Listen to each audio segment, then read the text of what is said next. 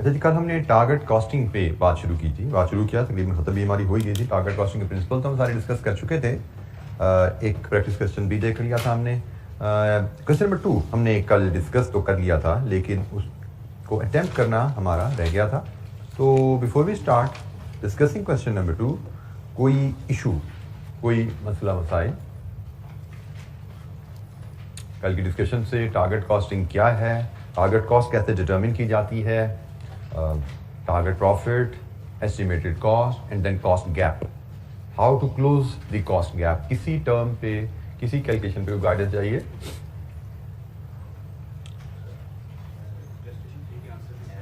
Illustration फी के answer में आप कह रहे हैं एरर है जी। क्या एरर है जी इलस्ट्रेशन फी के आंसर में?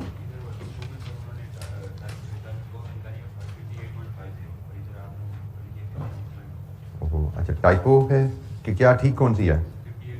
58.50 ठीक है। तो हम 58.50 हमारी टारगेट कॉस्ट वर्किंग में आ रही है, ऊपर मिसप्लेस होगी, तो कॉस्ट गैप 1.50। थैंक यू, जज़ाकल्लाह बेटा जी। कोई और इशू जी, कोई और मसला, कोई गाइडेंस चाहिए, कोई क्वेरी? अच्छा जी, अब हम हाईटेक लिमिटेड के क्वेश्चंस पे बात करते हैं। इसमें मैंने जैसे स्कोप ओवरऑल बता दिया था, हमें कॉस्ट गैप डिटर्मिन करना है। कॉस्ट गैप कैसे आता है? एस्टिमेटेड कॉस्ट और टारगेट कॉस्ट का डिफरेंस कॉस्ट गैप है, और फिर उस कॉस्ट गैप को हमने क्लोज करना है मटेरियल में डिस्काउंट लेके।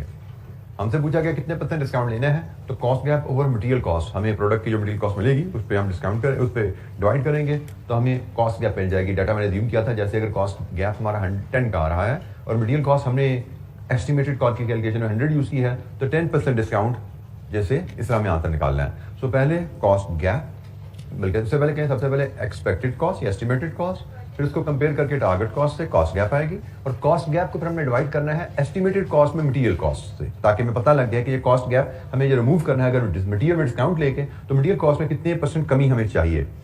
तो हमें जो कंपोनेंट्स दिए गए हैं यहाँ पे कॉस्ट के, X, double X, double Y, double G, ये 3 मटेरियल हैं। फिर स्किल्ड लेबर की कहानी है, और उसके बाद नोट नंबर 3 में ओवरहेड्स की कहानी है। और ओवरहेड के बारे में याद रखिएगा, जब भी आपको ओवरहेड डिफरेंट एक्टिविटीज पे 2 लेवल दिए जाएंगे, और हम देख रहे हैं कि एक्टिविटी बदलने से ओवरहेड बदल रहे हैं, और हम मजीद यहां पे देख सकते हैं, अगर देखना चाहें तो, कि हमारा ओवरहेड पर आवर क्या आ रहा है। यहां से ओवरहेड हमारा पर आवर यहां से क्या आ रहा है, इस केस में क्या आ रहा है, इस केस में क्या आ रहा है। सितंबर क्वार्टर का क्या आ रहा है? 69.05, और दिसंबर क्वार्टर का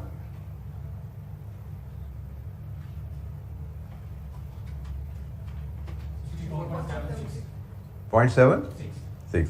यहां से हम जो चीज ऑब्जर्व कर रहे हैं कि ओवरहेड एक्टिविटी बदलने से बदल रहे हैं, लेकिन ओवरहेड कॉस्ट पर आवर भी वॉल्यूम बढ़ने से कम हो रही है। इसका मतलब ये आपकी सेमी वेरिएबल कॉस्ट है। इसमें वेरिएबल कॉस्ट भी है, इसमें फिक्स कॉस्ट भी है। आवर्स बढ़ने से टोटल कॉस्ट बढ़ी है, लेकिन कॉस्ट पर यूनिट सेम नहीं है। आवर बढ़ने से कॉस्ट पर यूनिट कम भी हो रही है। तो ये बिहेवियर वेरिएबल कॉस्ट का है और ये बिहेवियर फिक्स कॉस्ट का है। इसका मतलब हमारी कॉस्ट में वेरिएबल और फिक्स कॉस्ट दोनों शामिल हैं। तो 2 एक्टिविटीज जब भी आपको दी जाएं और आप उनमें देख पाओ कि ये सेमी वेरिएबल कॉस्ट हैं, इसका मतलब आपको इसमें से वेरिएबल और फिक्स को अलग-अलग करना है, क्योंकि वेरिएबल कॉस्ट पर यूनिट अलग कैलकुलेट की जाएगी और फिक्स कॉस्ट पर यूनिट अलग कैलकुलेट की जाएगी। ठीक है, तो इस अंदाज से हम इस डाटा को हैंडल करेंगे। तो हमारे एलिमेंट्स ऑफ कॉस्ट, जैसे मैंने कहा इस क्वेश्चन में सबसे पहले हमें जो चीज कैलकुलेट करनी है दैट इज एस्टिमेटेड या एक्सपेक्टेड कॉस्ट। बल्कि चले मैं प्लान पूरा पर दे देता हूं, फिर वर्किंग से ले आएंगे। हम इसको करते हैं, हमने पहले एस्टिमेटेड कॉस्ट निकालनी है पर यूनिट, फिर हमने इसको कंपेयर करना है टारगेट कॉस्ट पर यूनिट से, हमें कॉस्ट गैप मिलेगा, और फिर हमने रिक्वायर्ड डिस्काउंट कैलकुलेट करना है, which will be cost gap divided with material cost into 100। ये हमारा आंसर जो हमसे पूछा गया। तो ये आंसर शीट है। अब इसमें 1 बाय 1 अगर हम करें तो मुझे सबसे आसान जो लग रहा है, सबसे क्विक वर्किंग है टारगेट कॉस्ट की।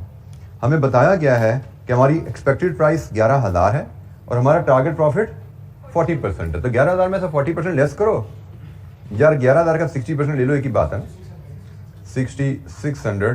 This is our target cost. और एस्टिमेटेड कॉस्ट के लिए हम वर्किंग 1 करेंगे।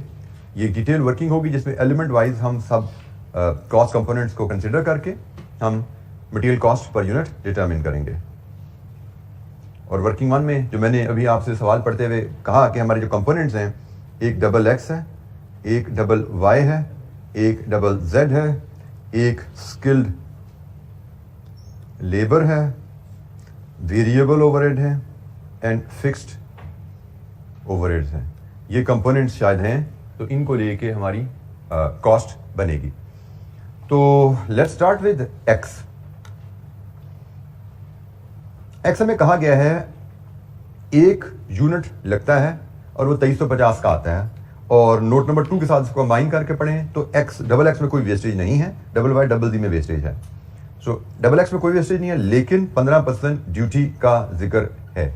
इसका मतलब हमारा जो डबल एक्स लगेगा एक यूनिट एक प्रोडक्ट में हमारे लगता है, तो वो 2350 ही लगेगा, लेकिन 15% ड्यूटी के साथ।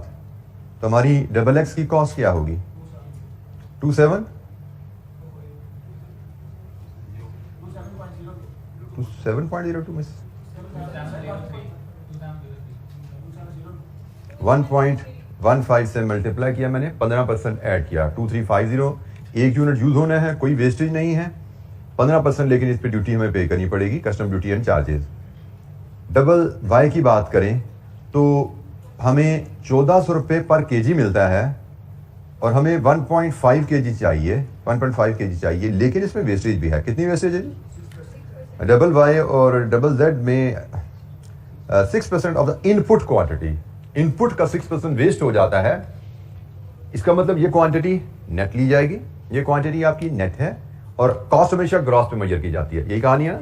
तो हम इस क्वांटिटी को नेट से ग्रॉस में कन्वर्ट करेंगे, तो जो नेट क्वांटिटी है वो 94 होती है, ग्रॉस क्वांटिटी 100, और ग्रॉस क्वांटिटी पे कॉस्ट डिटरमिन की जाएगी। अब देखिए, ये आपकी ग्रॉस क्वांटिटी है, ये इसका रेट पर केजी है, लेकिन इस पे भी तो 15% ड्यूटी है ना, तो इस पे 15% ड्यूटी इस पे भी डाल दें। Dealing with percentage and proportion, मैंने शुरू में आपको कहा था कि if you are not good at it, आपको प्रॉब्लम इनएफिशिएंसीज भी आएंगी सवाल में और दिक्कत भी आएगी। तो जनाब कितनी बनी डबल वाई की कॉस्ट? 2569। फिर जी की बारी आ गई। जी 1200 का एक यूनिट है, लेकिन ये एक यूनिट, इसमें भी वेस्टेज का एलिमेंट है, डिवाइड विद 94 इंटू 100, ये भी ग्रॉसिंग अप होगा और इसमें भी 15% ड्यूटी लगेगी। तो जनाब जी की कॉस्ट क्या बनी? 1468। लीजिए जी, ये हमारे पास आ गया खर्चा। ये मटेरियल की कॉस्ट विद ड्यूटी हमने डिटरमिन कर ली है। This is material cost with duty.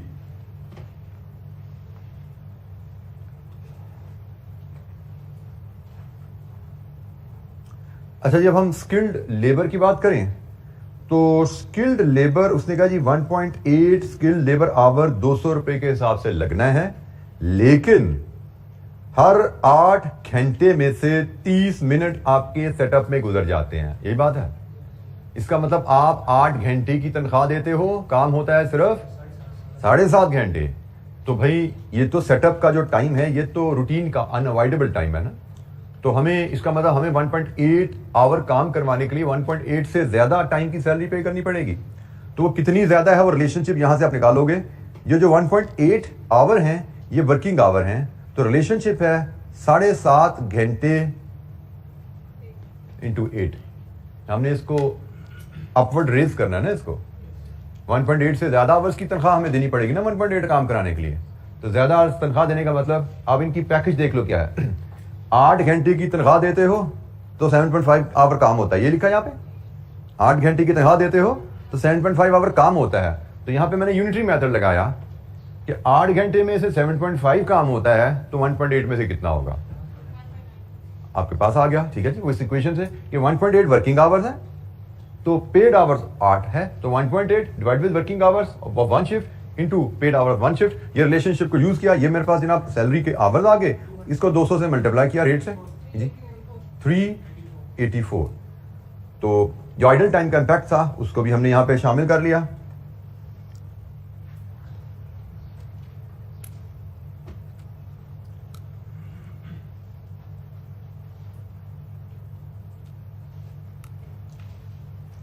अब हमें जो ओवरहेड्स है उसको भी असेंबली डिपार्टमेंट के आवर्स से लिंक किया गया है। जो नोट नंबर 2 में लेबर आवर्स हैं उन्हीं से लिंक किया गया है ओवरहेड्स को भी। तो हम वर्किंग 1.1, वर्किंग 1 तो ऑलरेडी कर रहे हैं, हम वर्किंग 1.1 पे हम जाते हैं, वर्किंग 1.1 पे हम जाते हैं और हम वेरिएबल ओवरहेड पर आवर बनाते हैं।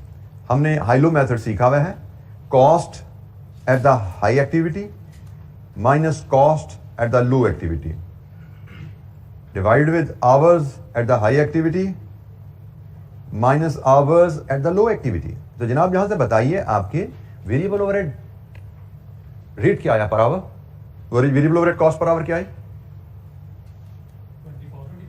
24। ये variable overhead cost per hour है और इसी की मदद से हम फिक्स्ड ओवरहेड भी डिटरमिन कर लेते हैं। किसी भी एक लेवल का टोटल ओवरहेड पकड़िए और उसमें से उस लेवल का वेरिएबल ओवरहेड को माइनस कर दीजिए, तो यहां से आपको फिक्स्ड ओवरहेड मिल जाते हैं। 42800 आगे 000।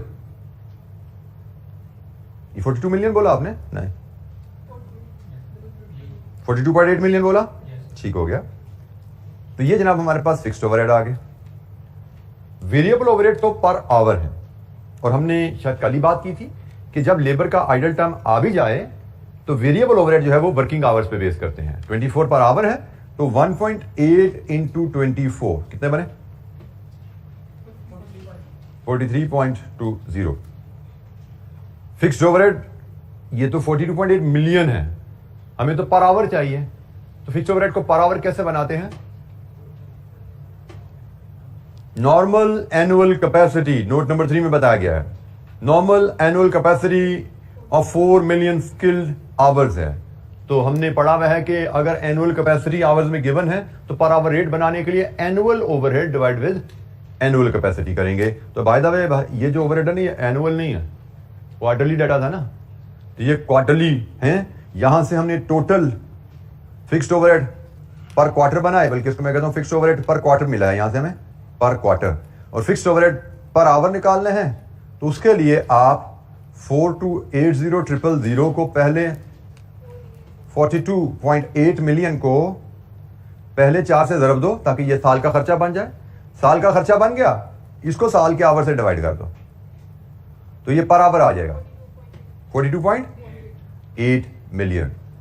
तो साल के खर्चे को साल के आवर से डिवाइड करेंगे तो पर आवर रेट आएगा ना, क्योंकि एक साल में इतने घंटे काम होने हैं, एक साल में इतना खर्चा होगा फिक्स्ड ओवरहेड का, तो पर आवर अब्जॉर्प्शन रेट हमारा क्या है फिक्स्ड ओवरहेड का? फिक्स्ड ओवरहेड का absorption rate 42.8 rupees per hour है और इसको यहां पे फिर अप्लाई कर दें 1.8 इंटू 42.80। ये भी वर्किंग 1.1 के रेफरेंस से ले लें तो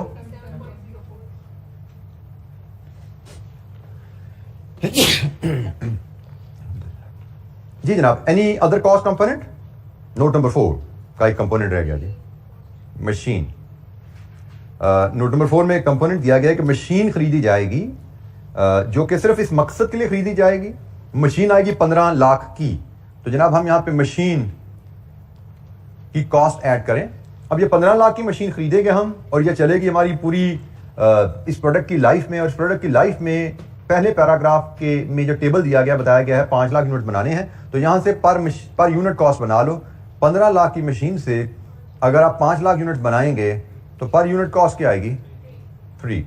लीजिए जी, this should give you estimated या एक्सपेक्टेड कॉस्ट जो आप लेने चले थे, estimated cost per unit.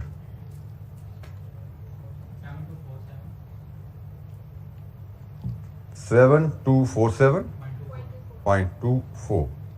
This is estimated cost 7247.24। हमने सारे कंपोनेंट क्वेश्चन में कॉस्ट के जो दिए गए थे, double X, double Y, double G, skill labour, variable overhead, fixed overhead, machine cost, सबको पर यूनिट कॉस्ट में कैलकुलेट किया। हमारी एस्टिमेटेड कॉस्ट जो ये प्रोडक्ट हम बनाने जा रहे हैं EXV 99, उसकी आ रही थी 7247.27। Any question? कोई सवाल?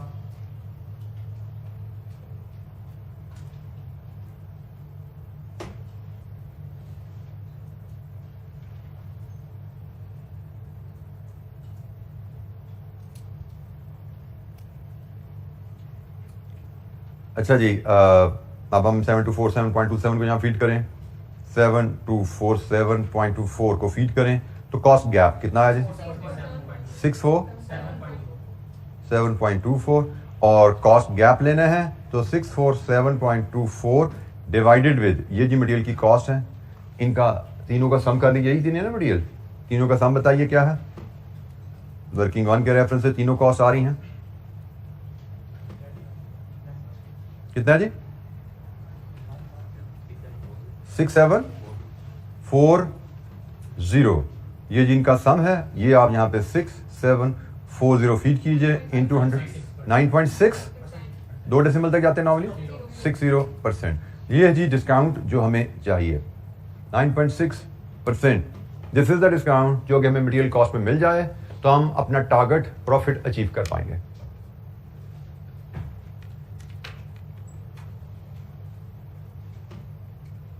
बेसिक प्रिंसिपल वही हैं जो हमने टारगेट कॉस्टिंग में सीखे थे। एस्टिमेटेड कॉस्ट और टारगेट कॉस्ट का डिफरेंस कॉस्ट गैप है, सिर्फ पूछने का अंदाज बदल गया। बी प्रिपेयर्ड, एग्जाम में ऐसी कुछ ना कुछ नई चीज आपको मिलेगी, लेकिन बेसिक कॉन्सेप्ट अगर देखें, मैं अगर इस क्वेश्चन में बात भी करूं, सवाल 16 नंबर है, इसकी मार्किंग स्कीम हमें मिलेगी, मिलनी चाहिए। स्प्रिंग 15 की मार्किंग स्कीम होगी हमारे पास, देखें इस क्वेश्चन में क्या है नंबर, स्प्रिंग 15 की मार्किंग स्कीम। स्प्रिंग 15 की नहीं है, ये ऑटम 15 से शुरू हुई है। स्प्रिंग 15 की मार्किंग स्कीम अवेलेबल नहीं है हमारे पास। तो मुझे लगता है सवाल में उसने डिस्काउंट मांगे आपसे, लेकिन ये डिस्काउंट कैलकुलेट करने का 2 से ज्यादा नंबर नहीं हो सकते। आप खुद देख लो इस कैलकुलेशन के, इस फॉर्मूले के 2 से ज्यादा नंबर नहीं है। लेकिन मैं फिर कहता हूं हमारा बच्चा क्या करता है, डिस्काउंट कहां से निकाल। अब on the face of it अगर आप पिक कर पाते हो ये टारगेट कॉस्टिंग का क्वेश्चन है, तो टारगेट कॉस्टिंग में कॉस्ट गैप तक जाना कोई मसला नहीं होना चाहिए आपके लिए। और कॉस्ट गैप तक जाते हुए भी कोई सीधे कोई 14 नंबर नहीं है। यहां पे नंबर कैसे होंगे, डबल एक्स की कॉस्ट निकाली आधा नंबर, इसकी कॉस्ट निकाली 1 नंबर, मटेरियल की कॉस्ट निकालने में भी 3 नंबर होंगे, 4 नंबर होंगे। इसी तरह लेबर एक हर स्टेप पे आपको नंबर मिलता जा रहा है। 1 नंबर इसका मिल रहा है आपको, ये target cost, estimated cost minus target cost, cost gap निकालने का इस फॉर्मूले का 1.5 नंबर है। तो आप कॉस्ट गैप तक आते आते इस सवाल में 16 में से 13-14 नंबर कमा चुके हो। डिस्काउंट की अभी आपको समझ नहीं आई करना आ गया है, तो नहीं समझ आ रही कोई बात नहीं, लेकिन क्वेश्चन अगर समझ आ गया है तो estimated cost, target cost, cost gap तक आप पहुंच जाते हो, तो भी 16 में से 14 नंबर लेके आगे जाते हो आप। तो 16 में 14 तो एक्सीलेंट स्कोर है ना, किसी भी लेवल के एग्जाम में आउटस्टैंडिंग स्कोर है। अब कहने को आपको रिक्वायरमेंट प्रिसाइजली नहीं समझ आई, लेकिन अगर टॉपिक को रिलेट कर पाए हो, आपको लगता है कि इसी से कहीं रास्ता निकलता है, फाइनली पिक हो रहा है, देयर इज अ पॉसिबिलिटी जब आप कॉस्ट गैप तक पहुंचे हो तो ये स्टेप भी आपको क्लिक हो जाए। देयर इज एवरी पॉसिबिलिटी कि आप चल पड़ोगे जब एक डायरेक्शन में कि मैं यहां तक तो पहुंचूं, आगे देखते हैं। यहां तक पहुंचने के बाद चांस है कि ये भी स्टेप आपको क्लिक हो जाएगा कि भाई कॉस्ट गैप, मटेरियल में डिस्काउंट से फुलफिल करना है, तो मटेरियल में ये कमी कितने % मिलती है। आपके एग्जामिनर का सोल्यूशन एक और पॉइंट यहां बता दूं, उसने इसका प्रेजेंटेशन बड़ी डिफरेंट अंदाज में की हुई है। You don't have to follow that. उस प्रेजेंटेशन में एक और कॉन्सेप्ट यूज किया गया है कॉस्ट अकाउंटिंग का, जो कि हमारे स्कोप पे नहीं है। उसको लाइफ साइकिल कॉस्टिंग कहा जाता है। लाइफ साइकिल कॉस्टिंग का एक कॉन्सेप्ट कॉस्ट अकाउंटिंग में होता है। चलिए मैं एक जुमले में बता देता हूं, जिसमें आप देखते हो कि इस प्रोडक्ट को मैंने पूरी लाइफ, इसकी जो प्रोडक्ट किया है उसमें कितने यूनिट्स बनाने हैं। जैसे आप उसने कहा 5 लाख, तो पूरी लाइफ में 5 लाख यूनिट बनाने पे इसका कितना खर्चा आएगा, मशीनरी कितने की खरीदेंगे हम, बिजली का बिल 5 लाख यूनिट बनाने का कितना आएगा, मटेरियल 5 लाख यूनिट का कितना होगा, एंड सो ऑन। पूरे लाइफ पे प्रोडक्ट के जो यूनिट्स बनने हैं उन सब की कॉस्ट कटी करते हो और उसकी बेसिस पे हम कॉस्ट पर यूनिट डिटरमिन कर सकते हैं। तो उसको लाइफ साइकिल कॉस्टिंग कहा जाता है। But that term and that scope is that calculation is not scope. इस क्वेश्चन में वो यूज हुई है, उसकी जरूरत नहीं है। हम सिंपल तरीके से जैसे हमने सीखा हुआ है कि एस्टिमेटेड कॉस्ट पर यूनिट बनाओ, टारगेट कॉस्ट पर यूनिट लो, कॉस्ट गैप लो, और यहां से हम डिस्काउंट बता सकते हैं। आसानी से हम इसको मैनेज कर रहे हैं। जी कोई सवाल, आंसर्स का भी वादा यही 9.62 आ रहा है। मे भी राउंडिंग ऑफ का थोड़ा फर्क होगा, हम पर यूनिट पे रहे हैं तो राउंडिंग ऑफ कहीं ना कहीं की भी है, उसने फुल फिगर ली हुई है, तो 9.62 उसका आंसर है, हमारा 9.6 है, कोई इशू नहीं है। दोनों प्रेजेंटेशंस आर परफेक्टली फाइन। जी कोई सवाल?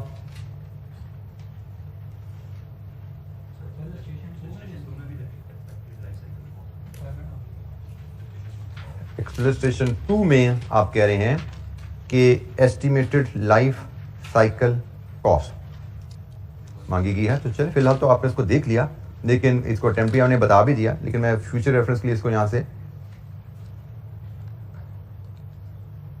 अमेंड कर दूंगा इस क्वेश्चन को कि लाइफ साइकिल का कॉन्सेप्ट, क्योंकि पहले शायद ये हमारे सिलेबस में कभी होता था, लेकिन अब ये लाइफ साइकिल का कॉन्सेप्ट हमारे सिलेबस में नहीं है। लेकिन एक जुमले में मैंने बता दिया, मैंने आपको कोई इतना बड़ा कॉम्प्लेक्स इसमें चीज़ नहीं है। लाइफ साइकिल कॉन्सेप्ट मैंने आपको एक्सप्लेन कर दिया। जी, एनी क्वेश्चन, कोई सवाल?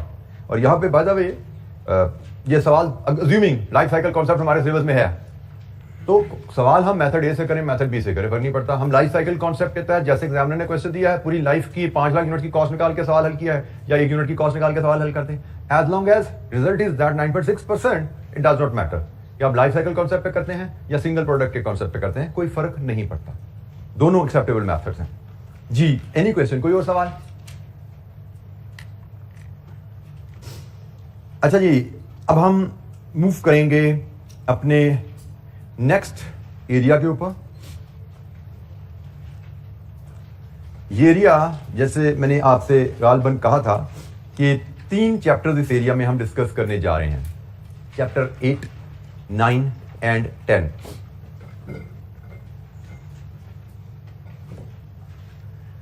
चैप्टर 8 हमारा रेलेवेंट कॉस्टिंग का है, चैप्टर 9 डिसीजन मेकिंग पे है, चैप्टर 10 लेबर कॉस्टिंग पे है।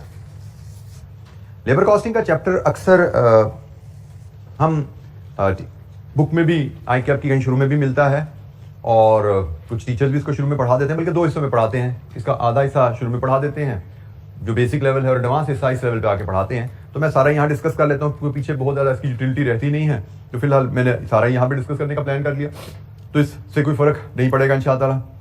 तो बहरहाल ये 3 जो आप कह रहे हैं चैप्टर्स मिल के हमारा एक सेगमेंट बन जाता है, और इस सेगमेंट को अगर हम मार्क्स देखें, लेबर को मैंने थोड़ा अलहदा कर दिया क्योंकि बाद का लेबर पे अलहदा क्वेश्चन भी आ जाता है। कभी ये कॉन्सेप्ट मिलकर टेस्ट होता है, जैसे इस केस में 3 नंबर लेबर को ले गए तो 3 नंबर का पूरा क्वेश्चन नहीं था, किसी क्वेश्चन में इसकी कैलकुलेशन शामिल हुई थी, लेकिन यहाँ पे 8 नंबर का पूरा क्वेश्चन लेबर पे आया था। तो in anyways relevant costing, decision making and labour costing. तो रेलेवेंट कॉस्टिंग डिसीजन मेकिंग में 10 नंबर, 20 नंबर, और लेबर में 3 मार्क्स यहाँ पे आए, लेकिन वो इसके साथ मिल के आए हुए हैं, और ये 8 नंबर यहाँ पे इंडिपेंडेंट क्वेश्चन आया हुआ है। तो 13, 28 फ्लेक्सिबिलिटी एग्जामिनर के पास है, क्योंकि ओवरऑल ग्रिड को एग्जामिनर फॉलो कर रहा होता है। ये तो हम चैप्टर वाइज नीचे आए हुए ना, ओवरऑल एग्जामिनर तो ओवरऑल ग्रिड को कुछ सर्टेन चैप्टर सेलेक्ट करके उसने एक ब्लॉक बनाया होता है, वो ब्लॉक के मुताबिक एग्जामिनर चल रहा होता है। तो हम तो इसको चैप्टर वाइज इसको ब्रेक किए बैठे हैं, तो यहाँ पे उतनी वो प्रिसाइजली चीजें स्मूथली नजर नहीं आती। हमारा जो ब्लॉक है वो हमारे पास पेज नंबर जो रोमन 3 है वहां पे अवेलेबल है, अगर आप उस पर भी आ जाए। रोमन 3 जो बुक के शुरू में हमारा पेज है, तो उसमें ये जो पोर्शन है सारा, ये सी जो सेगमेंट सी है हमारा, जिसमें नीचे से अगर पहली सीवीपी ये हमें पढ़ना है, कॉस्ट वॉल्यूम प्रॉफिट अभी हमने आगे पढ़ना है। ये जो नीचे चीजें आ रही है ना आपकी, स्पेशल ऑर्डर, ये सारे इस एरिया की हैं। स्पेशल ऑर्डर, मेक और buy, further processing, shutdown and product discontinuation, ये जो 4 आइटम्स आई है ना, ये आपकी ये रेलेवेंट कॉस्टिंग डिसीजन मेकिंग से रिलेट करती हैं। और सेक्शन ए में लेबर एक अलहदा से आपको बताई गई है, और आप यहां पे देख सकते हो लेबर को, कि लेबर के आगे मॉडल पेपर में ग्रे किया गया है एरिया, उस ग्रे को नीचे किसी और टॉपिक से लिंक किया गया है, जबकि स्प्रिंग 22 में इंडिपेंडेंट 8 नंबर का सवाल है। अच्छा जी, मुझसे थोड़ी सी बताने में गलती हुई कि लेबर कॉस्टिंग डिसीजन मेकिंग से लिंक नहीं हुआ ये 3 नंबर डिसीजन मेकिंग से लिंक नहीं हुए हुए, ये कॉस्ट वॉल्यूम प्रॉफिट के टॉपिक से लिंक हुए हुए हैं, जो हमने अभी आगे जाके पढ़ना है इन चैप्टर्स के बाद। ये 3 चैप्टर के बाद उसकी बारी है। तो एनीवेज हमें इन चैप्टर्स की बात करें तो एक 10 नंबर का सवाल आया, 120 नंबर का सवाल आया। रेलेवेंट कॉस्टिंग डिसीजन मेकिंग के 2 चैप्टर हैं, 10 नंबर 20 नंबर। एक ही सवाल 10 नंबर का था, एक ही सवाल 20 नंबर का था। सेक्शन बी का लंबा सवाल यहाँ पे आया था रिसेंट टाइम में। और लेबर कॉस्टिंग 3 मार्क्स किसी टॉपिक के साथ मिलकर आए थे, यहाँ पे 8 मार्क्स का एक इंडिपेंडेंट क्वेश्चन था। तो बहरहाल अब हम इस पोर्शन पे जाते हैं। ये पोर्शन में एक स्विच आना है, एक चेंज आना है हमारे माइंडसेट में। हम अब तक अकाउंटिंग भी पढ़ चुके हैं, फाइनेंशियल अकाउंटिंग में हम पढ़ चुके हैं, हम पढ़ने जा रही है रेलेवेंट कॉस्टिंग। फाइनेंशियल अकाउंटिंग भी आप पढ़ चुके हो। फाइनेंशियल अकाउंटिंग में हमने हमेशा बात की है हिस्टोरिक कॉस्ट की, जो कॉस्ट हम इनकर कर चुके हैं। फाइनेंशियल अकाउंटिंग में, financial accounting is just history writer, वो हिस्ट्री लिख रहा होता है कि कोई चीज खरीदी गई, डेबिट क्रेडिट उसको रिकॉर्ड कर लो, कोई चीज बेच दी, डेबिट क्रेडिट उसको रिकॉर्ड कर लो, किसी से पैसे वसूल कर लिए, डेबिट क्रेडिट रिकॉर्ड कर लो, किसी को चीज बेच दी उधार पे, रिसीवेबल डेबिट क्रेडिट रिकॉर्ड कर लो। हिस्ट्री रिकॉर्ड करता है फाइनेंशियल अकाउंटिंग जो करता है। कॉस्ट अकाउंटिंग भी लगभग हिस्ट्री ही होती है कि जो हम क्या पढ़ते हैं ना, कॉस्ट इंकर्ड प्रोसेस अकाउंट को डेबिट की जाती है, तो उसमें भी हम तकरीबन हिस्ट्री रिकॉर्ड कर रहे होते हैं, विद एक्सेप्शन ऑफ ओवरहेड्स जो हम एस्टिमेटेड बेस पे चार्ज कर रहे होते हैं, वो एक्चुअल नहीं होती, हिस्ट्री नहीं होती, उसके लिए एडजस्टमेंट हम बाद में डाल देते हैं, लेकिन वो भी तकरीबन हिस्ट्री ही होती है। एक्चुअल ओवरहेड्स के इंकर्ड के आसपास की फिगर हम अंदाजे से बनाते हैं, वही चार्ज कर रहे होते हैं। तो कॉस्ट अकाउंटिंग भी हिस्ट्री है। ये हमारा एक, आप कहते हैं मैनेजमेंट अकाउंटिंग के हमने पहले भी टॉपिक पढ़े हैं। कौन कौन से टॉपिक पढ़े हैं मैनेजमेंट अकाउंटिंग के? इन्वेंट्री मैनेजमेंट, हमने इन्वेंट्री मैनेजमेंट पढ़ी, हमने टारगेट कॉस्टिंग अभी पढ़ी।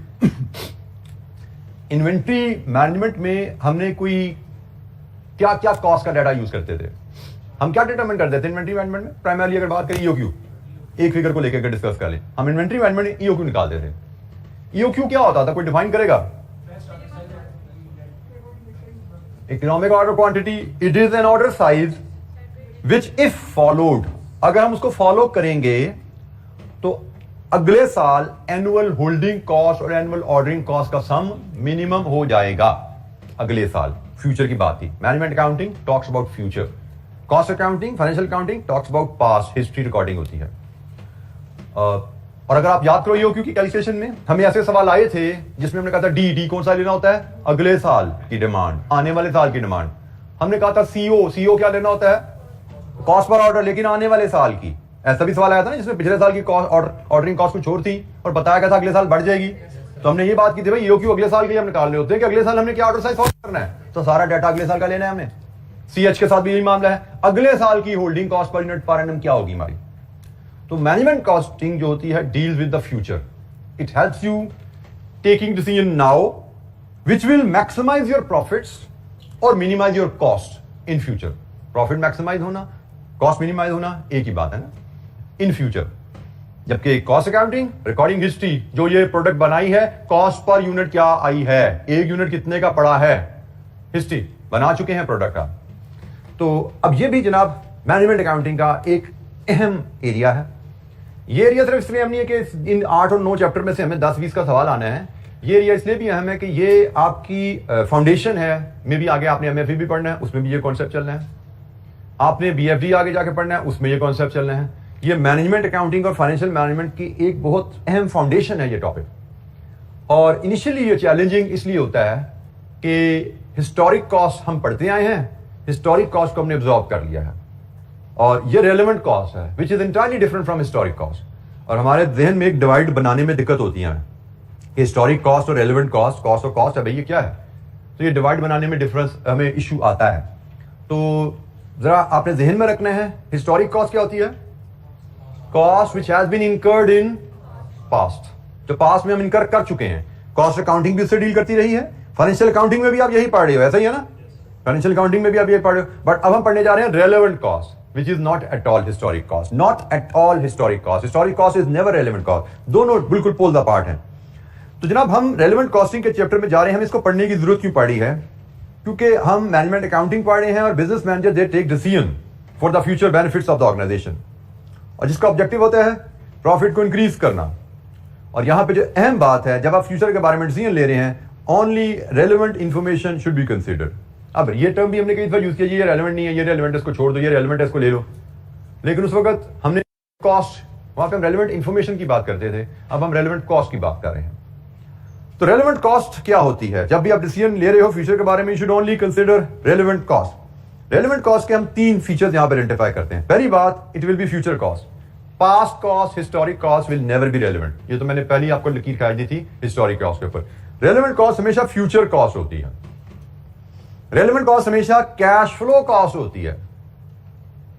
अभी तक हम पीछे डेप्रिसिएशन भी कैलकुलेशन में लेते रहे ना, कॉस्ट अकाउंटिंग की डेप्रिसिएशन को भी शामिल करते रहे। यहां पे हम कह रहे हैं कि cash cost, only cash cost will be relevant, non cash cost को हमने कहा जी वो रेलेवेंट नहीं होती। Will occur as a result of direct consequence of making a decision. ये सबसे अहम क्राइटेरिया जी, फिल्टर। कोई चीज रेलेवेंट है या नहीं, ये डिपेंड करेगा कि फैसला करने से आपके कैश पे असर पड़ता है। अगर तो फैसला, क्योंकि हमने डिसीजन मेकिंग पढ़नी है, बिजनेस डिसीजन, कि हम फॉर एग्जांपल मैं केस छोटा सा बनाता हूं जिससे आपको रेलेवेंट कॉस्ट समझने में आसानी होगी। लेट्स अज्यूम ये हमारी फैक्ट्री का प्रोडक्शन हॉल है हमने इसको रेंट पे लिया हुआ है, हम इसका 1 लाख रुपया महाना किराया देते हैं। हाफ हॉल में एक प्रोडक्शन की मशीनरी लगी हुई है, एक प्लांट हमारा चल रहा है, उसमें प्रोडक्शन चल रही है, हाफ हॉल अभी हमारा खाली पड़ा हुआ है। हमारे जहन में आया कि क्यों ना हम बाकी हाफ हॉल में भी प्रोडक्शन की सेकंड लाइन लगा लें, एक और प्लांट लगा लें प्रोडक्शन का। जब आपके जहन में कोई बिजनेस आइडिया आता है तो you just by the thought of it you don't say yes, you have to evaluate.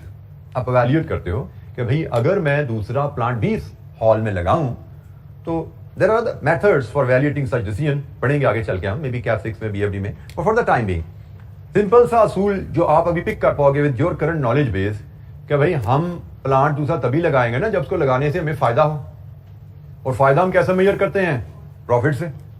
तो मैंने दूसरा प्लांट लगाना है, ये नहीं लगाना, मैं दूसरे प्लांट को लगाने से कितना मुनाफा कमा सकता हूं ये मेजर करना चाहूंगा। अभी प्लांट मैंने लगाया नहीं है, लगाने से पहले मैं अंदाजा लगाऊंगा कि भाई अगर मैं ये दूसरा प्लांट भी इस आधे हॉल में लगा लूं तो इससे मैं अगले साल, उससे अगले साल कितना सालाना मुनाफा कमा पाऊंगा। तो ये अंदाजा लगाने के लिए मैं एक छोटा सा पीएन बनाऊंगा इसका कि भाई मैं इसके से कितने यूनिट सालाना बना पाऊंगा, अंदाजन वो किस प्राइस पे बेच पाऊंगा और उन पे अंदाजन मेरा खर्चा क्या आएगा। सो रेवेन्यू माइनस कॉस्ट, क्या प्रॉफिट्स बनते हैं यहां से, तो क्या प्रॉफिट्स इतने अट्रैक्टिव हैं कि मैं ये प्लांट लगा लूं या नहीं। तो एनीवेज बहरहाल हमने कहा जी, हमने सोचना शुरू किया कि यहाँ पे हम दूसरा प्लांट लगाएं, और सोचने का डिसीजन लेने के लिए हमें लगा कि हमें दूसरे प्लांट के प्रॉफिट एंड लॉस बनाना चाहिए।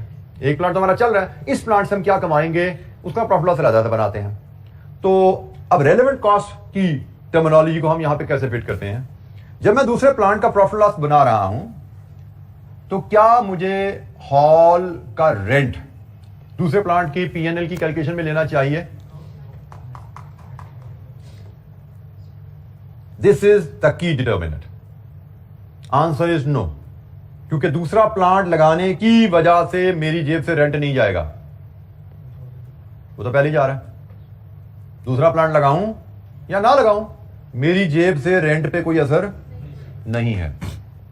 तो ये है underline concept of relevant cost, कि आप डिसीजन मेकिंग कर रहे हो, आप कारोबार का कोई फैसला लेना चाह रहे हो, यस या नो आपने करना है। जैसे यहां पे प्लांट को यस या नो करना है, तो यस या नो करने में कुछ डाटा हम यूज करेंगे, कोई डाटा, कोई नंबर्स, कोई वैल्यूज यूज करके यस नो का फैसला करेंगे ना, कोई कॉस्ट, कोई रेवेन्यू का डाटा हम यूज करेंगे।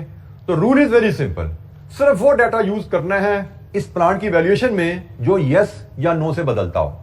तो रेंट, हमारी फैक्ट्री का रेंट, वो यस या नो से नहीं बदलता। तो हमने इस दूसरे प्लांट की प्रॉफिटेबिलिटी करनी है जब कि हम प्लांट लगाएं या ना लगाएं। डिसीजन मेकिंग के लिए प्लांट लगाएं या ना लगाएं तो उसमें रेंट इज इररिलेवेंट, क्योंकि रेंट हमारे डिसीजन से नहीं बदल रहा, बेशक वो फ्यूचर में पे होना है। अब यहां पे ये भी रखिए, रेंट बेशक फ्यूचर में पे होना है, रेंट बेशक कैश में पे होना है, लेकिन हमारे डिसीजन यस नो से वो नहीं बदलता। हमारे जो डिसीजन यस नो से चीज नहीं बदलती वो इररिलेवेंट है, उसको डिसीजन की एवेल्युएशन में शामिल नहीं करना। तो ये 3 फीचर है, तीनों पे हमने तीनों अप्लाई करने होते हैं, लेकिन फाइनल डिसीजन इसकी बेस पे होता है। क्या मेरी जेब पे इस फैसले से कोई असर पड़ता है, यस या नो, उस पर डिपेंडेंट है कि कोई कॉस्ट रेलेवेंट है या नहीं। जी जनाब, एनी क्वेश्चन, कोई सवाल? अच्छा, यहां पे मैं एक स्टेप और आगे ले जाऊं, हिस्टोरिक कॉस्ट से भी आपको लिंक करवा दूं। लेट्स अज्यूम मैंने डाटा कंसीडर करके फैसला कर लिया कि मुझे दूसरा प्लांट भी लगाना है, डिसीजन हो गया, प्लांट लग गया, प्लांट लग गया, अब उसकी भी प्रोडक्शन चल रही है, इसकी प्रोडक्शन भी चल रही है। जब एक डिसीजन हो गया, प्लांट लग गया, अब फाइनेंशियल अकाउंटिंग शुरू हो जाएगी दोनों प्लांट्स की। अब दोनों प्लांट्स की फाइनेंशियल अकाउंटिंग शुरू हो जाएगी, उसका भी पीएनएल बनेगा, इसका भी पीएनएल बनेगा। हम देखना चाहेंगे कि कौन सा प्लांट बेहतर परफॉर्म कर रहा है। शायद हमने दोनों प्रोडक्शन मैनेजर को टारगेट दिए हैं, जिसके प्रॉफिट्स अच्छे होंगे उसको हमने बोनस देने हैं, तो हमें दोनों प्लांट्स के प्रॉफिट लॉस अलग-अलग बनाने हैं, तो उसके लिए फाइनेंशियल अकाउंटिंग शुरू होगी। अब जब फाइनेंशियल अकाउंटिंग शुरू हुई ना, तो फिर इस रेंट का क्या करना है? अब रेंट तकसीम होगा, अपोर्शनमेंट। 2 डिपार्टमेंट चल रहे हैं, 2 प्लांट यहां चल रहे हैं, एक कॉमन कॉस्ट है, कॉमन कॉस्ट को 2 डिपार्टमेंट में अपोर्शन कर दो on the basis of area occupied, जो हमने पढ़ा हुआ है पहले। तो जब डिसीजन मेकिंग थी प्लांट 2 की, तब उसके पीएनएल में हमने रेंट चार्ज नहीं किया, लेकिन डिसीजन ले लिया, प्लांट लगा दिया, अब फाइनेंशियल अकाउंटिंग शुरू हो गया। तो फाइनेंशियल अकाउंटिंग का सूत्र तो वही है भाई, ये कॉस्ट है तकसीम कर दो जितने लोग इससे फायदा उठा रहे हैं, ठीक है। तो फाइनेंशियल अकाउंटिंग के तहत रेंट चार्ज होगा, लेकिन क्योंकि फाइनेंशियल अकाउंटिंग चलती है हिस्टोरिक कॉस्ट प्रिंसिपल पे, लेकिन डिसीजन मेकिंग के तहत रेंट, रेलेवेंट कॉस्टिंग प्रिंसिपल के तहत रेंट प्लान 2 को चार्ज नहीं होता। लेकिन ये ध्यान में रखना है कि रेलेवेंट कॉस्टिंग प्रिंसिपल सिर्फ तब तक चल रहा है जब तक डिसीजन नहीं हुआ। जब डिसीजन हो गया प्लान लगा दो तो बस खत्म होगी ना रेलेवेंट कॉस्टिंग का यूज। रेलेवेंट कॉस्टिंग का यूज तो डिसीजन के मेकिंग तक था, जब फैसला कर लिया प्लान लगा दो तो रेलेवेंट कॉस्टिंग का पीछे रहेगी, अब प्लान लगना शुरू हो गया, अब हिस्टोरिक कॉस्ट रिकॉर्डिंग शुरू होगी, क्योंकि रेलेवेंट कॉस्टिंग डिसीजन मेकिंग का टूल है, फैसला करने के लिए इस्तेमाल किया जाता है। जब फैसला हो गया दैट्स इट, टूल का यूज खत्म हो गया। आगे चलिए, अब फाइनेंशियल अकाउंटिंग आगे बीच में। जी एनी क्वेश्चन? Relevant costing. अच्छा, रेलेवेंट कॉस्टिंग से रिलेटेड कुछ बेसिक सी टर्म्स हैं, उनको हम जरा पढ़ते हैं। ये अक्सर किताबों में हमें कहीं लिखी नजर आएंगी, किसी क्वेश्चन में यूज हुई नजर आएंगी, तो हमें इनका मतलब पता होना चाहिए। ये रेलेवेंट है, इरेलेवेंट है, ये भी पता होना चाहिए। इंक्रीमेंटल कॉस्ट, ये सारी अब डिसीजन मेकिंग के कॉन्टेक्स्ट में है। इंक्रीमेंटल कॉस्ट से मुराद इजाफी कॉस्ट। आप कोई फैसला करते हैं और उस फैसले के नतीजे में किसी कॉस्ट में इजाफा आ जाता है, तो दैट इजाफा is known as incremental cost. And किसी फैसले की वजह से कॉस्ट में इजाफा आया, वो इंक्रीमेंटल कॉस्ट है। इंक्रीमेंटल कॉस्ट यकीनन रेलेवेंट होती है। जैसे हमने यहां पे प्लांट लगाने का अगर फैसला किया तो हमारे बिजली का बिल यहां का बढ़ जाएगा। एक पहले आता था 1000 रुपया महीना, हमने अंदाजा लगाया कि अगर हम दूसरा प्लांट भी लगाएंगे तो ये बिल जो है 1300 रुपये महीना हो जाएगा। डबल नहीं होगा, 2000 नहीं होगा, 1300 रुपये महीना हो जाएगा। तो इसका मतलब दूसरा प्लांट लगाने से इंक्रीमेंटल कॉस्ट कितनी आई? 300। तो दूसरे प्लांट की फिजिबिलिटी बनाते हुए उसका जब पीएनएल बना रहे होगे आपने 300 रुपये डालनी है, क्योंकि इंक्रीमेंटल कॉस्ट दूसरे प्लांट की वजह से कॉस्ट में इजाफा क्या आया, तो दूसरे प्लांट के लिए रेलेवेंट है। दूसरे प्लांट का लगाने का फैसला करते हुए उसको शामिल कर लो अपने फैसले में, 300 रुपये। डिफरेंशियल कॉस्ट भी काफी हद तक इससे मिलती जुलती ही बात बनती है। किसी फैसला करने की वजह से कॉस्ट में चेंज, इंक्रीमेंटल कॉस्ट में इजाफे की बात कर रहा है, डिफरेंशियल कॉस्ट में कमी को भी कवर कर रहा है। इजाफा हो या कमी हो, कॉस्ट में चेंज आए तो that is differential cost. Differential cost for example, हमने अपने ऑफिस में एक प्रिंटर लीज पे लिया हुआ है। वो प्रिंटर हमने लीज पे लिया, ब्लैक एंड व्हाइट, उसका हम किराया देते हैं 10,000 पर मंथ, उसकी लीज हम पे करते हैं 10,000 पर मंथ। ऑफिस में कुछ असाइनमेंट आई जिससे हमें लगा कि हमें कलर्ड प्रिंटर की जरूरत है। हमने चेक किया लेसर से जिससे हमने प्रिंटर लीज पे लिया कि भाई हमने कलर्ड प्रिंटर अगर चाहिए तो वो कहते उसका लीज रेंटल 15,000 रुपये महीना। अब मैं अगर बॉस के पास जाऊं कलर प्रिंटर लेना है, एमडी के पास जाता हूं मैं कलर प्रिंटर लेना है इसकी अप्रूवल लेने के लिए, तो what is the cost amount जिसकी मुझे अप्रूवल चाहिए? 5,000 डिफरेंशियल कॉस्ट। 10,000 तो पहले हम पे कर रहे हैं ना भाई, 10,000 तो हम ऑलरेडी पे कर रहे हैं, वो तो अप्रूव्ड है ऑलरेडी। तो मुझे ऑफिस के लिए कलर प्रिंटर अगर चाहिए तो उसके लिए एडिशनल मुझे सिर्फ 5,000 रुपये और चाहिए, क्योंकि अब मैंने 10,000 का प्रिंटर वापस करके 15,000 वाला प्रिंटर लेना है, रिप्लेस करना है प्रिंटर मैंने, तो 10,000 का प्रिंटर वापस करके कलर प्रिंटर मैं लूंगा। और हमें सबको पता है कि कलर प्रिंटर दोनों काम करते हैं, उससे ब्लैक एंड व्हाइट प्रिंट भी निकलता है और कलर प्रिंट भी निकलता है। तो मुझे 5,000 की अप्रूवल चाहिए अपने एमडी से कि जी 5,000 का खर्चा अप्रूव करें तो हम अपने ब्लैक एंड व्हाइट प्रिंटर को कलर प्रिंटर में अपग्रेड कर सकते हैं। डिफरेंशियल कॉस्ट रेलेवेंट होती है, इस केस में 15,000 की कॉस्ट रेलेवेंट नहीं है। फैसला करना है कि हम कलर प्रिंटर लें या ना लें, नोइंग कि ऑलरेडी वहां पर ब्लैक एंड व्हाइट प्रिंटर पड़ा हुआ है 10,000 के किराए पे, तो 5,000 की फिगर है जिसको हमें अप्रूव करवाना है। Differential cost, avoidable and unavoidable cost, ये यूज किया जाता है इस कॉन्टेक्स्ट में कि हम किसी काम को डिसकंटिन्यू करें या कोई बिजनेस कंपोनेंट हम शट डाउन करें। हमारे पास ऐसे आगे हम चलेंगे, हमें क्वेश्चन नजर आएंगे जिसमें हमें कहा जाएगा कि भाई हमारी फैक्ट्री के 2 प्लांट चल रहे हैं, 2 प्लांट हमारी फैक्ट्री के चल रहे हैं, उस पे प्रोडक्ट ए बनती है, इस पे प्रोडक्ट बी बनती है, प्रोडक्ट बी हमारी लॉस में जा रही है। क्वेश्चन पूछा जाता है क्यों ना हम प्रोडक्ट बी का प्लांट बंद कर दें। यस या नो में बताना होता है कि हमें प्रोडक्ट बी का प्लांट बंद करना है या नहीं करना। तो उसके लिए अगेन हमें डिसीजन लेना पड़ेगा, हमें फ्यूचर को कंसिडर करना पड़ेगा कि प्लांट को बंद करने से क्या फायदा क्या नुकसान। तो किसी प्लांट को बंद करने या डिसकंटिन्यू करने के बारे में जब हमसे फैसला किया जाता है तो वहां पे 2 तरह की कॉस्ट होती हैं, एक अवॉइडेबल एक अनअवॉइडेबल। फॉर एग्जाम्पल अभी हमने प्लांट लगाया था ना, पिछले साल लगाया था, अब हम इसकी बंद करने की बात कर रहे हैं। अगर तो मैं ये प्लांट बंद करता हूं तो क्या हमारा बिजली का बिल कम हो जाएगा, 1300 से 1000 पे जाएगा? यस जाएगा, दैट इज अवॉइडेबल कॉस्ट। इसको हम कहते हैं अवॉइडेबल कॉस्ट कि भी प्लांट बंद करने से बिजली बच रही है, that is avoidable cost. Avoidable cost relevant होती है। प्लांट बंद करने से मुझे इस प्लांट के सुपरवाइजर की अब जरूरत है, आई कैन रिलीज हिम, उसकी सैलरी इज अवॉइडेबल। प्लांट बंद करेंगे मेरी सैलरी उसकी जो है मुझे सेव हो जाएगी। प्लांट बंद करने से क्या फैक्ट्री का रेंट कम हो जाएगा? No, that is unavoidable, that is unavoidable. Unavoidable cost are irrelevant. इसको अपने फैसले में आपने शामिल नहीं करना। हम फैसला करने जा रहे हैं प्लांट बंद करें या ना करें, तो इस फैसले में हमें अवॉइडेबल कॉस्ट और अनअवॉइडेबल कॉस्ट की पहचान करनी पड़ती है कि प्लांट बंद करने से कौन कौन सी कॉस्ट अवॉइड होगी या सेव होगी और कौन कौन सी कॉस्ट अवॉइड नहीं होगी, सेव नहीं होगी। तो जो कॉस्ट अवॉइड हो सकती है वो आपकी रेलेवेंट होती है, जो कॉस्ट अवॉइड नहीं हो सकती वो आपकी इरेलेवेंट होती है। अवॉइडेबल अनअवॉइडेबल की मैंने आपको बड़ी सिंपल सी मिसाल से आपको समझाया। जी एनी क्वेश्चन, कोई सवाल? ये बेसिक टर्म्स है, आगे चल के बार बार हमारी यूज भी होंगी। उस वक्त अगर किसी बच्चे को कोई इस पर कोई फर्दर क्लैरिटी चाहिए तो मैं उस वक्त भी दे दिया करूंगा, लेकिन अभी भी आपको अगर कोशिश करनी है, अगर समझ लेंगे तो बेहतर रहेगा।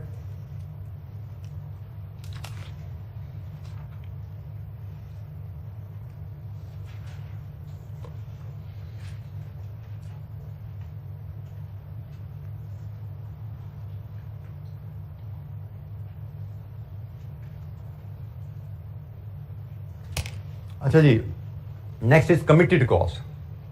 कमिटेड कॉस्ट से मुराद वो कॉस्ट जिसकी कमिटमेंट हो चुकी है, पास में आपने कमिटमेंट कर दी हुई है, मतलब आपके फ्यूचर एक्शन पे उसकी पेमेंट आप डिपेंडेंट नहीं है। फॉर एग्जाम्पल, हमने एक प्रोजेक्ट ए की फिजिबिलिटी की, प्रोजेक्ट ए हमें लगा प्रॉफिटेबल है, अभी तो हम कहते हैं यहां पे लगा लो प्लांट, लेकिन जिस प्रोजेक्ट की मैं बात कर रहा हूं उस प्रोजेक्ट की हमें नई बिल्डिंग किराए पे लेनी पड़ी। हमने कहा जी प्रोजेक्ट बड़ा प्रॉफिटेबल है, नई बिल्डिंग किराए पे लो, शुरू करो ये प्रोजेक्ट। हमने नई बिल्डिंग किराए पे ली तो जैसे पाकिस्तान में होता है, लॉ में चेंज आ गई कि जी हमें पता लगा कि वो जो प्लांट था वो तो उसमें तो हमने रॉ मटेरियल इंपोर्ट करना था, तो गवर्नमेंट ने तो इंपोर्ट बैन कर दिया, तो हमारा प्रोजेक्ट तो हो गया शेल्फ। बिल्डिंग हम किराए पे ले चुके हैं, 1 साल का एग्रीमेंट कर चुके हैं, कमिटेड कॉस्ट, हम रेंट कमिट कर चुके हैं। प्लांट का शायद भी ऑर्डर नहीं दिया था, बचत हो गई है, लेकिन रेंट हम 1 साल का एग्रीमेंट कर चुके हैं जो कि रिन्यूएबल है। तो 1 साल बाद रिन्यूएबल है ना, अब 1 साल हम कुछ वहां पे काम करें या ना करें, किराया तो देना है।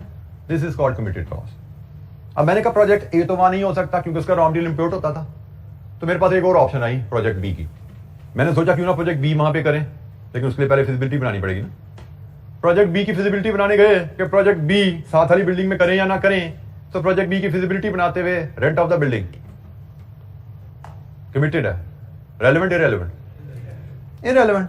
अब मैं प्रोजेक्ट बी करूं या ना करूं, रेंट तो मुझे पे करना है ना, 1 साल का, 1 साल का रेंट पे करना है, प्रोजेक्ट बी करूं या ना करूं, तो दैट इज इरेलेवेंट। मुझे प्रोजेक्ट बी की फिजिबिलिटी में 1 साल का रेंट शामिल नहीं करना, because that is committed in the past. उसका कोई ताल्लुक नहीं है मेरे आज के या कल के फैसले से। नया प्रोजेक्ट लगाना है या नहीं लगाना, इसका उस बिल्डिंग के रेंट से कोई ताल्लुक नहीं है, दैट इज इरेलेवेंट। तो प्रोजेक्ट बी की फिजिबिलिटी करते हुए मैंने पहले साल का रेंट कंसिडर नहीं करना। बेटा प्रोजेक्ट ए की फिजिबिलिटी की थी, उसके बाद तो बिल्डिंग ली मैंने, उससे पहले तो बिल्डिंग मेरे पास थी नहीं। मैंने तो प्रोजेक्ट ए की फिजिबिलिटी की, building was not with me, feasibility okay हुई, बोर्ड ऑफ डायरेक्टर ने कहा कर लो प्रोजेक्ट, फिर मैंने जाके बिल्डिंग किराए पे ली। बिल्डिंग किराए पे ले ली तो फिर प्रोजेक्ट ए कैंसिल हो गया, मुझे प्रोजेक्ट बी की तरफ जाना पड़ा। प्रोजेक्ट ए से पहले बिल्डिंग नहीं थी, प्रोजेक्ट ए की फिजिबिलिटी में हमने बिल्डिंग का किराया लिया था। बेटा प्रोजेक्ट ए के लिए कमिट की थी और प्रोजेक्ट ए शेल्फ हो गया। अब मैं बात करूं, मुझे प्रोजेक्ट बी की फिजिबिलिटी करनी है। प्रोजेक्ट बी की फिजिबिलिटी में क्या वो बिल्डिंग का किराया लेना चाहिए? तो आंसर डिपेंडेंट है, क्या वो बिल्डिंग का किराया मैं प्रोजेक्ट बी की वजह से दूंगा? नहीं, इरेलेवेंट। उसको फर्दर डिफाइन कर रहे हैं हम, इरेलेवेंट क्यों है? क्योंकि हम पास्ट में कमिट कर चुके हैं, committed, this is a past tense, past में हम इसको कमिट कर चुके हैं। जब हम प्रोजेक्ट बी की फिजिबिलिटी असेस कर रहे हैं उस वक्त ऑलरेडी पास्ट में हम उस बिल्डिंग का किराया कमिट कर चुके हैं, एग्रीमेंट साइन कर चुके हैं। प्रोजेक्ट ए के लिए किया था वो अलहदा बात है, लेकिन project A is no more, shelf हो गया। अच्छा जी, एक संक कॉस्ट नाम से ही जा रहा है, पास्ट में जो कॉस्ट इंकर हुई, इसकी कई मिसालें ली जा सकती हैं। पास में जो कॉस्ट आपने ऑलरेडी इनकर कर दी हुई है दैट इज इररेलेवेंट। कोई सोच सकता है मिसाल बिजनेस के कॉन्टेक्स्ट में मिसाल इसकी?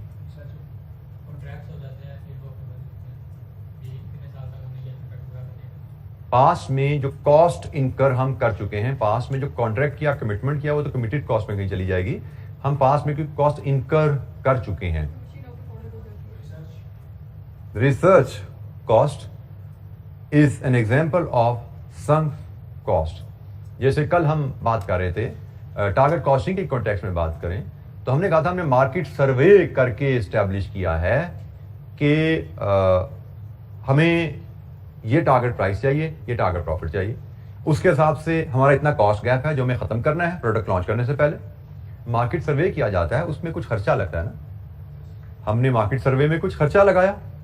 अब मार्केट सर्वे में खर्चा लगाने के बाद हमें पता लगा कि there is a cost gap, और जब तक हम कॉस्ट गैप रिमूव नहीं कर सकते हम प्रोडक्शन स्टार्ट नहीं कर सकते। ठीक हो गया?